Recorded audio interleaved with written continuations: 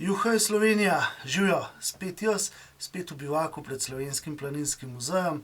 Tukajle še vedno čakam na boljše čase in verjamem, da jih bomo zdaj pa res kmalu vsi skupaj dočakali.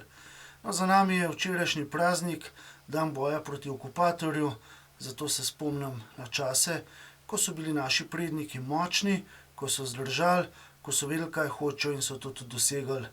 No, to se je dogajalo tudi že prej.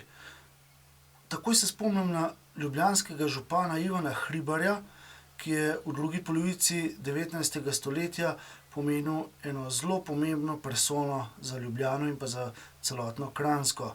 Na župansko mesto je prišel leta 1896 in že takrat je ugotavljal, da je Ljubljana precej bolj ponemčena, kot bi bilo potrebno, da se na uradih govori samo še nemško.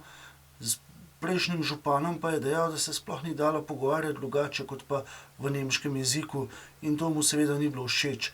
Zato je takoj odločil, da morajo vse table biti ne samo dvojezične, ampak da mora biti slovenski napis 6-krat večji od nemškega. No, to je seveda povzročilo upor, ampak vseeno, table, ki so bile pa dvojezične, so pa lahko ostale. In tako se je ta velik ljubitelj slovenstva, tudi pobudnik, eden od pobudnikov ustanovitve Ljubljanske univerze, že takrat zavedal, da Slovenci nismo narod hlapcev, ampak da moramo imeti svojo vizijo, da moramo imeti načrt, kako jo izpeljati in pa seveda tudi potem biti aktivni. Tudi kasneje je bilo tako, spomnim se še zgodbe iz Libelič na slovenskem Koroškem. Po prvi svetovni vojni je nekako s plebiscitom tista vasica pripadla Avstriji, ampak domačini se s tem nikoli niso sprijaznili.